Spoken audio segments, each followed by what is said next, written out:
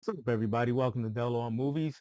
And we are starting a project here that is going to wrap up the first 25 years, or these 25, 26 years technically, since the year 2000. Um, I put out a poll and asked you guys, what would you rather me do? The top 25 movies of the 21st century, which would start in 2001, or top 25 movies since 2000.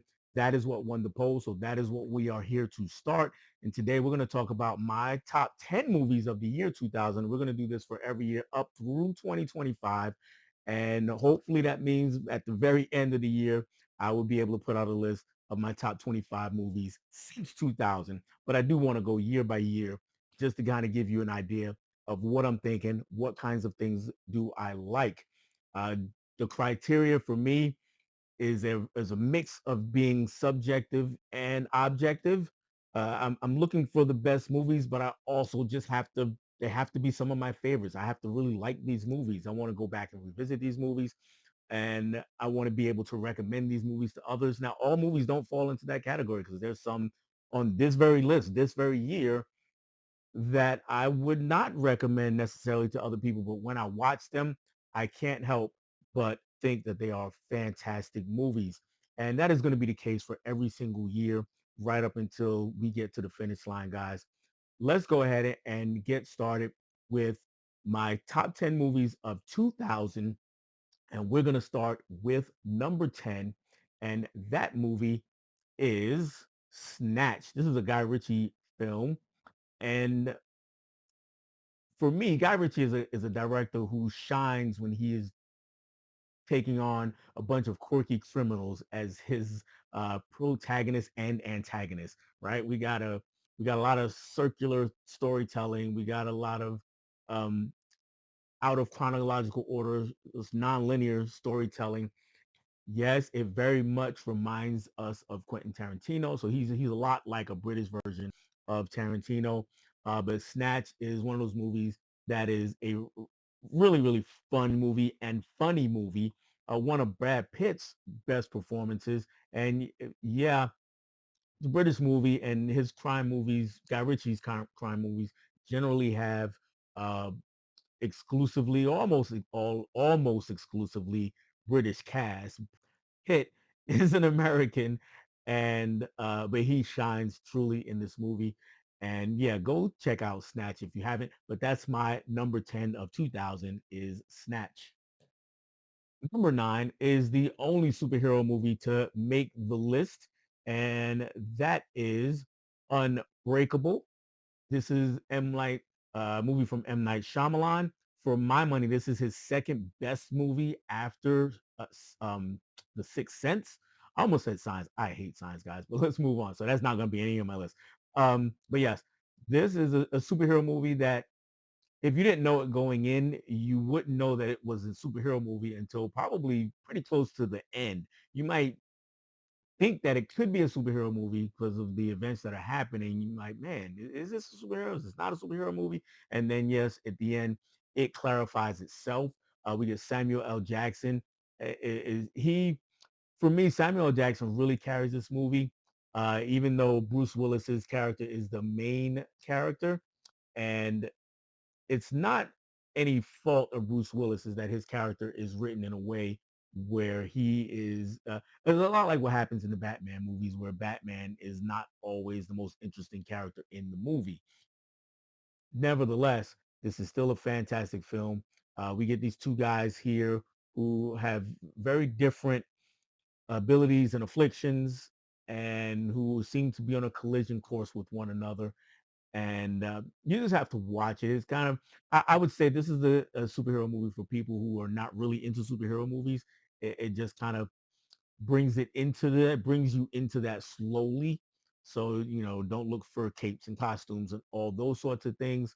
Look for an actually mature drama that just so happens to be a superhero flick. So that is Unbreakable, my number 9. My number 8, it's a movie that, guys, if you're a collector like me, every now and again you get this feeling. You come across this movie, you know you have this movie. You're 100% positive you have this movie, and then you go to find it and it's not there. It's nowhere to be found. You don't know where it went to, or if you ever actually had it. And that's the case with my number eight. That doesn't change the fact that it is a phenomenal movie. This is Almost Famous, based on the life and times sort of Cameron Crowe following around a rock band, and we get this crazy performance out of really everybody in the cast, um, but the one shining star in this movie is Pretty Hudson. This is her breakout role, and to date, for my money, this is easily her best role. So see it for that. She's truly phenomenal in the movie. Soundtrack is great. Uh, Based on a fictional band, but we get lots of great uh, 70s rock and roll in the soundtrack. And yeah, it's just one of those coming of age movies that if you grew up in the 70s, whether you're into rock music, whether you're black or white, is not necessarily important. But if you had favorite musicians, just you can put yourself in the mind of or the position of being a teenager who gets to hang out with his favorite musicians and seeing the crazy lifestyle that they have. And that's what we get with Almost Famous. Uh, Definitely an amazing film. Again, Kate Hudson. I really can't say how good she is. She's just a phenomenal actress. At least gives a phenomenal performance in this film. Number seven is my favorite comedy of the year. And when I pick up the movie, you're going to say, no, you're crazy. It's not a comedy at all. Um, but it is. It is a dark comedy that poses as a horror movie. So all of you guys out there going, oh, this is a horror movie. This is one of the best horror, whatever. It's a dark comedy. Don't fight me on it. Go look it up. Go look up just look it up. Come back to me, report, and ask Google AI, whatever you got to do. American Psycho. It is. Um, it's yeah, it's creepy. It's got some creepy things going on that we follow. Patrick Bateman, played by Christian Bale, who would of course later go on to be Batman. And this is one of the reasons. This is one of the movies that let me know that he could be a good Batman, because I saw this movie before he took on that role. I also saw another movie called The Machinist that he did right before the Batman movies that let me know that he could be a good Batman, because this dude is actually insane. And I don't care what you say about Batman, whether you love him or hate him, he's not sane. He's not all there. And here, Bateman does some pretty wild stuff. Yes, horror buffs definitely consider a lot of them definitely consider this a horror movie. Some one of their favorite horror movies. I maintain that yeah, it has lots of horror elements. You can call it a horror movie if you want, but it is a black comedy. So if you want to call it a horror comedy, because that's really what I call it, a horror comedy, this is one of the best. It's right up at the top. And Christian Bale, this is one of his best performances, and he's got a lot of great performances. He's a magnificent actor. But yeah, if you have not seen American Psycho, definitely go ahead and give this a look. I promise, I'm not going to say that again, because all of these movies, I think if you haven't seen them, you should watch them. My number six is the only foreign language film to make it onto this year's list. And it is a movie so good that I actually hate the American ripoff of it. I don't say remake. It's not a remake. But it is a ripoff. I don't care what anybody says, you, the fan, or the author of that series. And I actually have that series somewhere. And that series is The Hunger Games. But this is Battle Royale. And Battle Royale, if you're familiar with the Hunger Games, then you know the layout of Battle Royale generally. There are some differences. We're working with a group of high school kids all in the same class, and they've been tasked with fighting their way off the island, fighting to having a Battle Royale on the island. Last person alive wins. And there's so much in this movie that works. There is lots of social commentary in this movie. Some of it is Japan specific, and I understand if you don't or I don't get some of those things, because I'm sure I miss some things. But a lot of it is pretty universal. And then on top of that, this does not skimp out on the violence. Like the Hunger Games, the violence is kind of muted, and or off screen and implied and all of those things. This is definitely much more in your face and gory. So if you are into that, this is for you. If you are not, stay away from it. And that's really all I have to say about that. If you're just curious about where uh, the Hunger Games comes from, or a different version of the Hunger Games, a more straight for more in your face version, then yeah, Battle Royale is a film for you. For me, my number six movie of the year 2000. Five is another movie that I do not have, or I have it and can't find it. This is the it's terrible. But anyway, this movie, I know if I do have it, I only have it on DVD, so I'm gonna try and pick up the upgrade at some point. And I know this isn't a collection video, but hey, I'm stream of conscience here. I don't write these stuff down. The movie though is from the Coen Brothers. This is Oh Brother, Where Art Thou? And yeah, for me, this is George Clooney's finest work. This is him at the top of his game as an actor. He's not just playing suave George Clooney. Yeah, he's fantastic in a lot of things, but he's always just that guy, right? He's always, for lack of a better character, he's always Bruce Wayne. And even like if you go back to Batman and Robin, where that reference comes from, it wasn't a bad Bruce Wayne because Bruce Wayne is generally George Clooney, the George Clooney persona that we all know and love until he got married and all that kind of stuff. But that's really all he does in most of his movies. Even his serious roles, he's just George Clooney being a little more serious. Here, he is an entirely different thing. Really good supporting cast, and they all turn it up to the max because this is a kind of I won't say campy, but it is very much tongue in cheek, over the top. It is. I called, and I'm going to apologize because I called American Psycho my favorite comedy. And no, it's by far Oh Brother, Where Art Thou? Uh, you see, I have it above it in the rankings, and it's a retelling of Homer's Odyssey through the eyes of three hillbillies who escaped from prison. So go ahead and yeah, call me crazy if you want to, but that is my number five. Number four, we have a Christopher Nolan film, and this is right at the top level of Christopher Nolan films, if you ask me.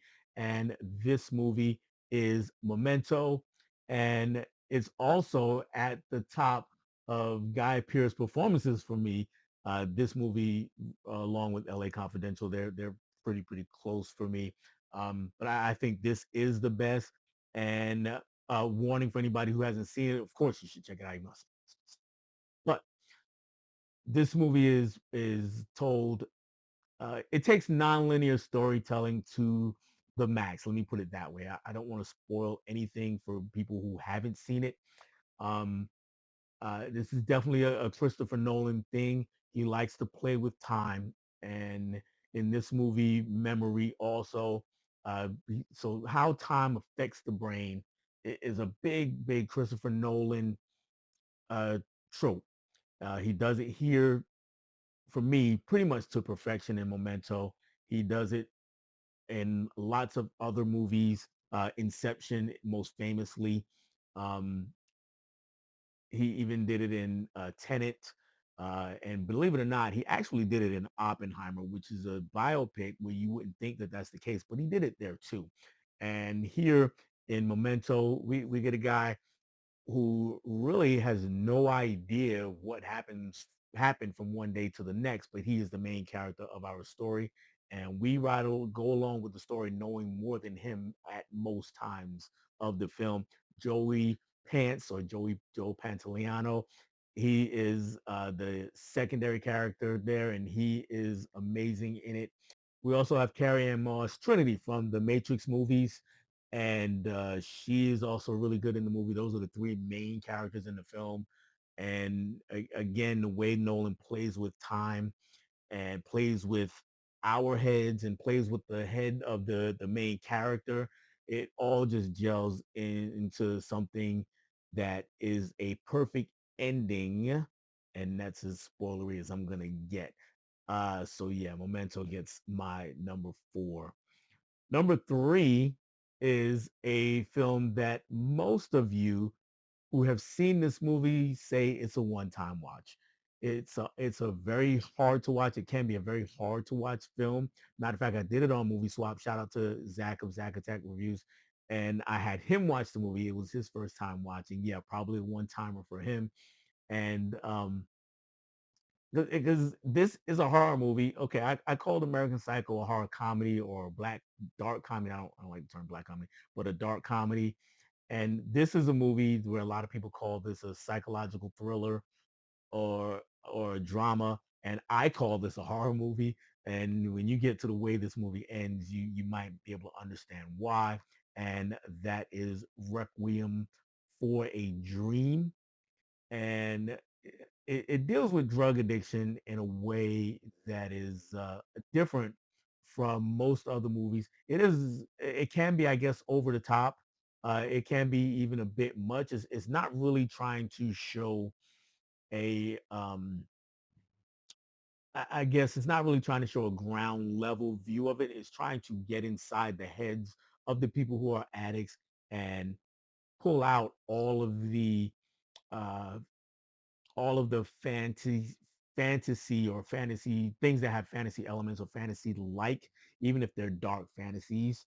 And they're also changing fantasies, and then how that affects their reality. What do they do?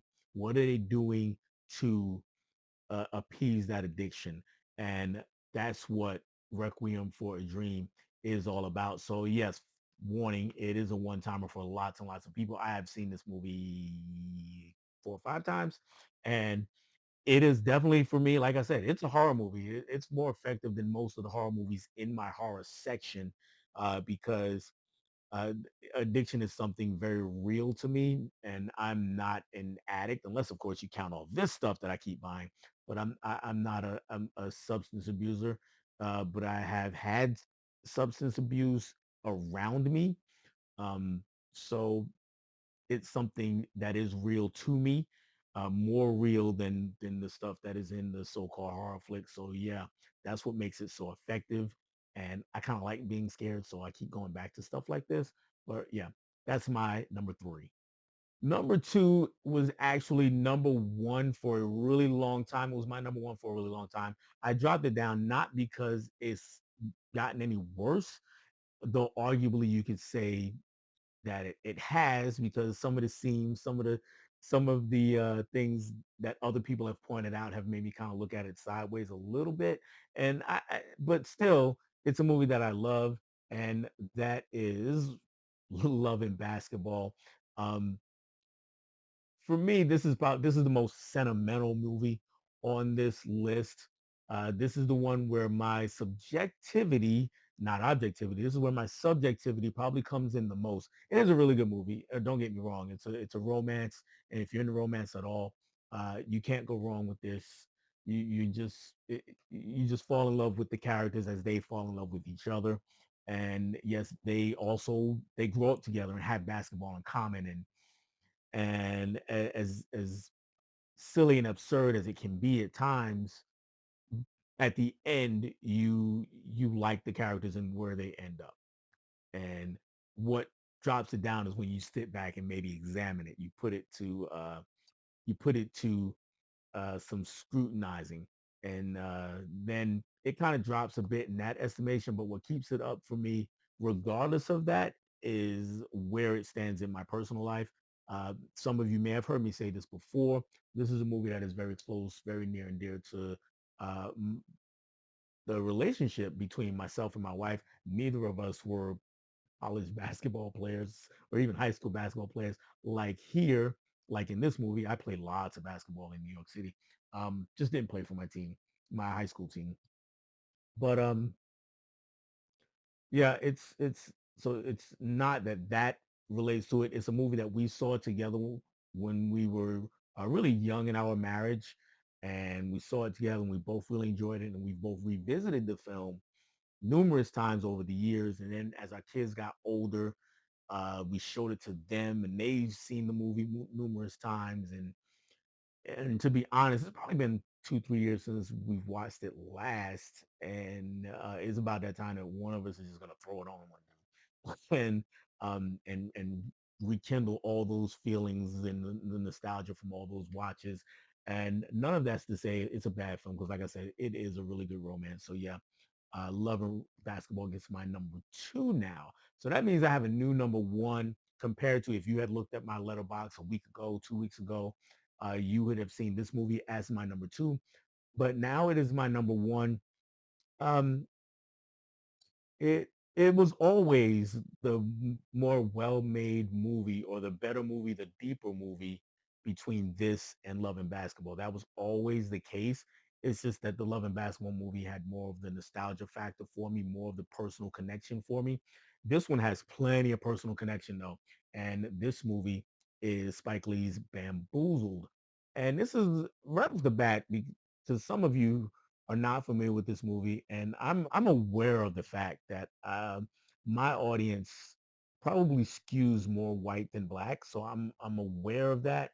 So I'm also aware that that means that my audience, the most of the whites in my audience will probably lean liberal, which also means that they look at this image and go, "Oh my God, I can't watch that. That looks that looks racist," right? Well, rest assured, these are two black men. First off, we got Tommy Davidson in the back and Savion Glover in the front. Savion Glover is a world-class, world-renowned tap dancer.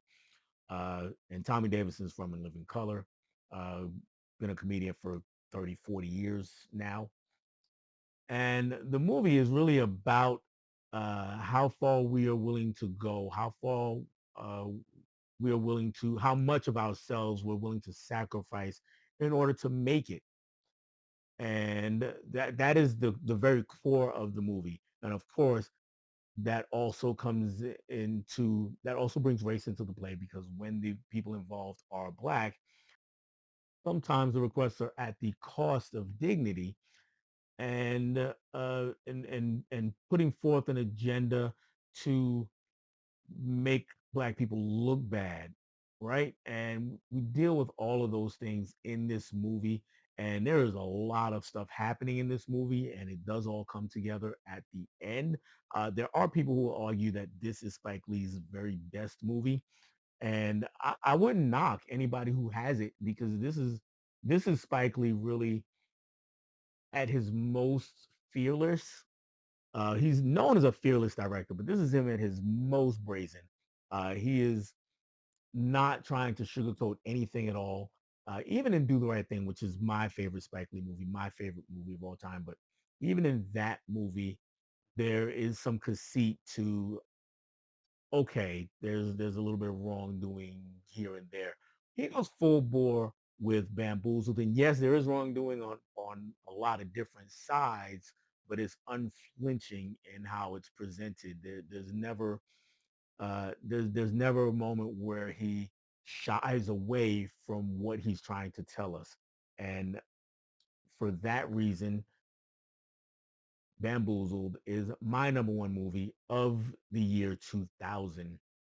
Do have some honorable mentions that I'm gonna just show some pictures of after I finish talking. Let me know what you guys' favorite movies of the year 2000 are. If you have a top 10 list, post it in the comments. Let's have a discussion. Let me know what you think of my list. Uh, all I ask is that you be respectful of me and other people who comment with their list. Remember, no list is the definitive list. It is just that person's opinions, and their opinion is more than likely going to be different from yours. So be mindful of that fact and don't be afraid to put yours out there. That's all I have for you today, guys. Thank you for hanging out with me. And if you've been here before, thanks for hanging out with me again. I'll catch you on the next one. Bye.